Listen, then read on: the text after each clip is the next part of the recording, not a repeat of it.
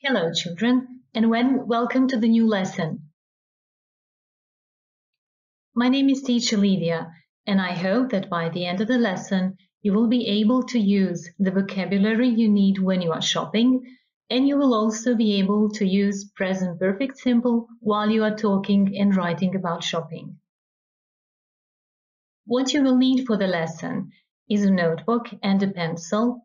You will need internet connection, and you will need a recording device for your homework.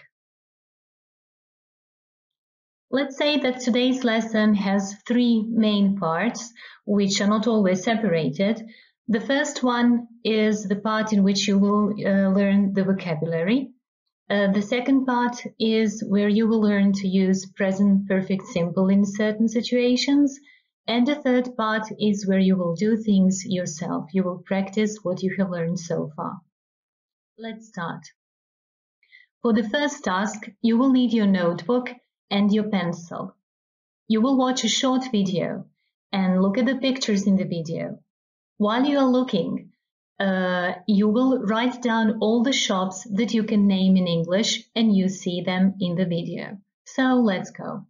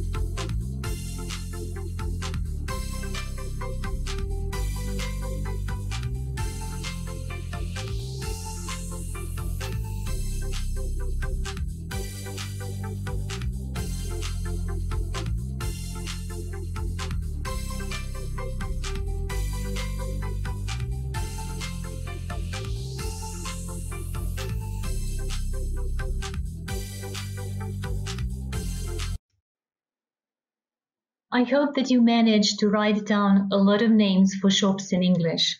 Now let's check.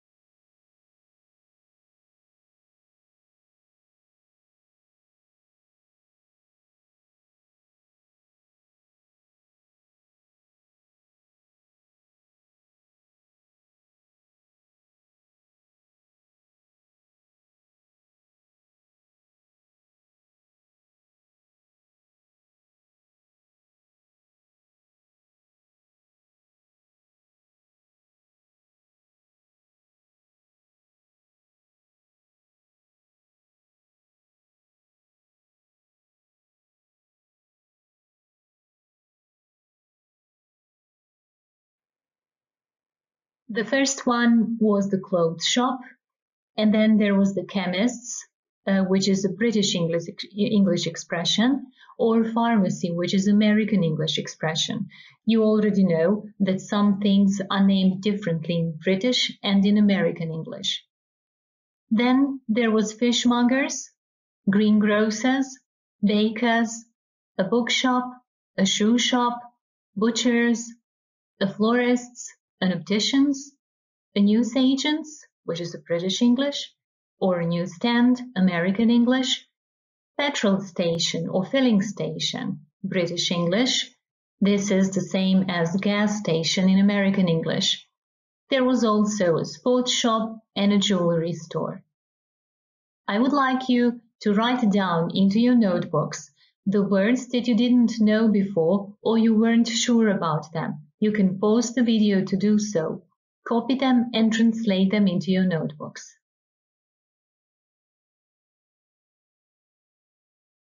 After you have written down the new words, think about where the dialogues are taking place.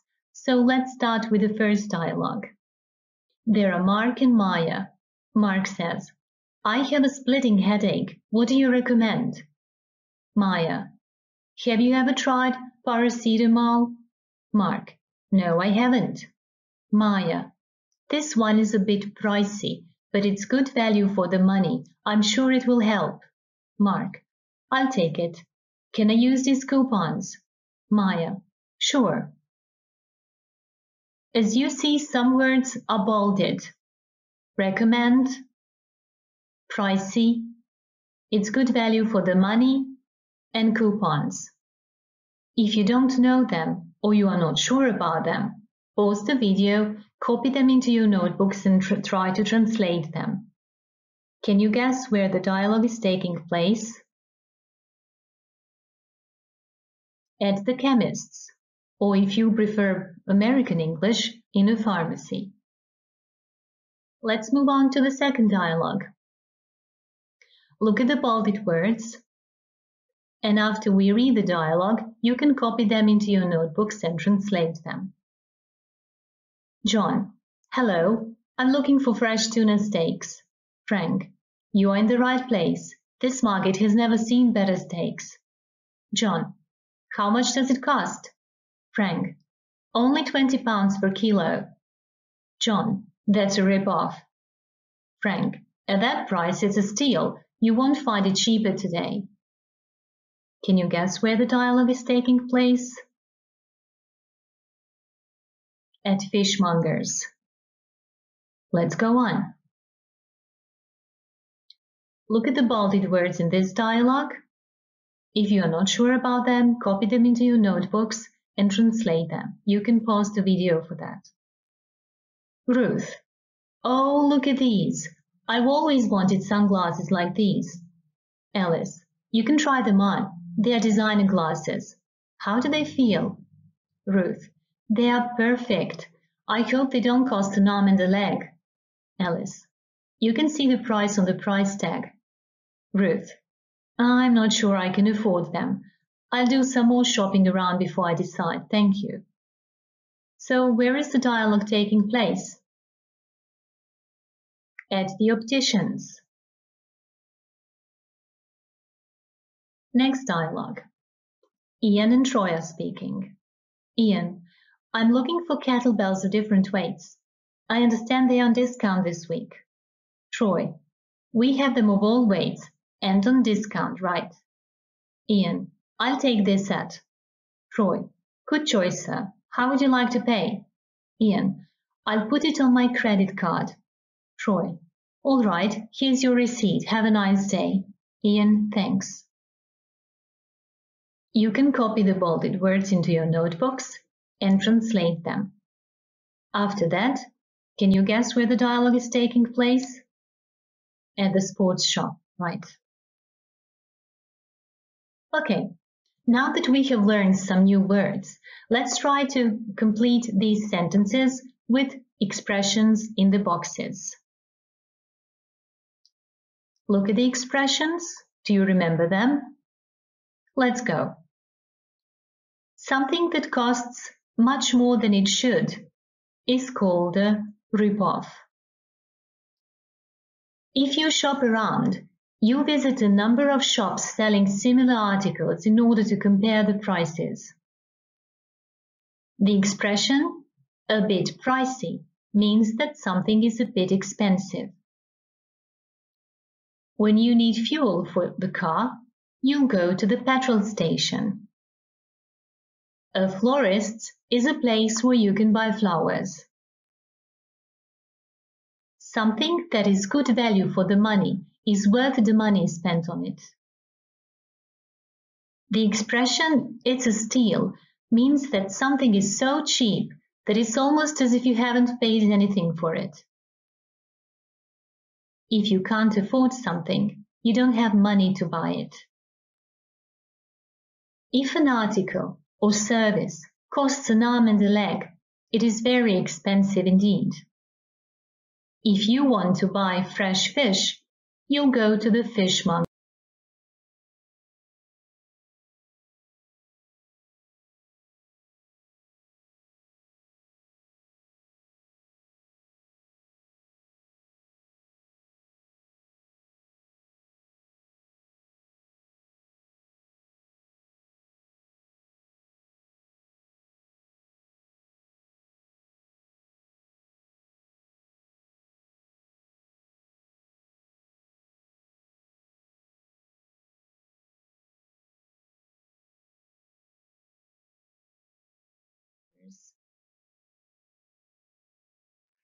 Okay, now let's see how we use present perfect tense, or in which situations we use it. One of the situations in which we use present perfect simple is when we want to talk about experiences. In these sentences, we usually use also never or ever, but not in all of them. For example, have you ever been in a second-hand shop? Yes, I have, but I've never bought anything. Another situation that we will use today is using present perfect for achievements. In such situations and sentences, we already have already, just, and yet. For example, have you decided which shoes to buy? No, I haven't decided yet. But you have already tried 5 pairs. I've just realized I don't like any of them. You have already come across the formation of the present perfect simple, but let's remember it together. There are affirmative statements or positive statements, negative statements, and interrogative sentences or questions. As you see, all of them have the present of have, which is yellow shaded, and past participle of the main verb, which is blue shaded. So positive sentences are, for example, I have already used the new equipment. My dog has just eaten my homework. Negative sentences also have the negation. The first sentence is in contracted form. I haven't used the new equipment yet. And the second sentence is in the full form. My dog has not eaten my homework. And questions are, have you used the new equipment yet? Has your dog eaten your homework again?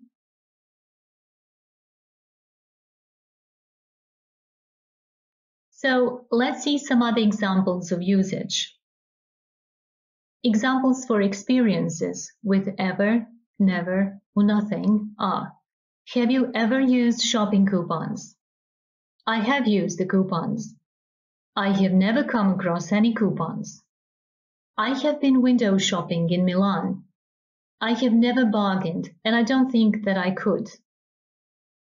Examples for achievements with already, just, and yet. I haven't found a perfect scarf yet. I have already found 3 perfect shirts. I have just found a nice pair of shoes. I have finished my homework. Have you already had breakfast? Now look at the sentences in the text. It is your turn. You can pause the video to go through the text and try to locate the mistakes. When you do so, we will correct them together.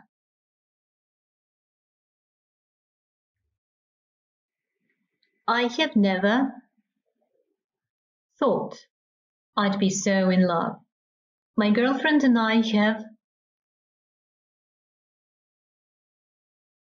known each other for 7 years. We met in local newsagents. She looked at me and I thought, I've never seen such an amazing girl. We went for a drink the next day and we have been in love ever since. I have soon decided that I want her to be my wife. We haven't had a serious disagreement yet. but I guess when we have one, we will work it out quickly. We have already discussed our plans for the future and realized we have similar goals. I've just bought her an engagement ring here at the jeweler's. Isn't it amazing? I hope she will say yes.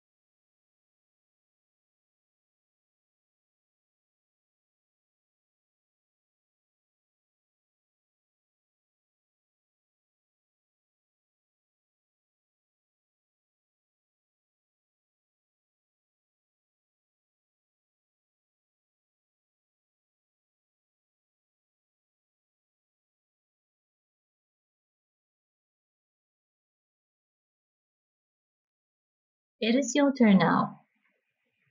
Here is the list of words that you should use to make a dialogue. Petrol, pricey, coupon, yet. Take some time, pause the video, and try to make a dialogue.